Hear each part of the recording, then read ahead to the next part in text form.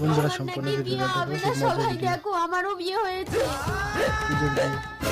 কি হলো স্বামী, আমি তো বিয়ে করে বিধবা হয়ে গেলাম। ও গাছ, তুমি আমার স্বামীর জীবন ফিরিয়ে দাও। তোর স্বামীর আগের জন্মের স্ত্রী যদি ওকে স্পর্শ করে তাহলেই ও জীবন ফিরে পাবে। কিন্তু তাহলে তো আগের জন্মের স্ত্রী আমার স্বামীকে নিয়ে চলে যাবে।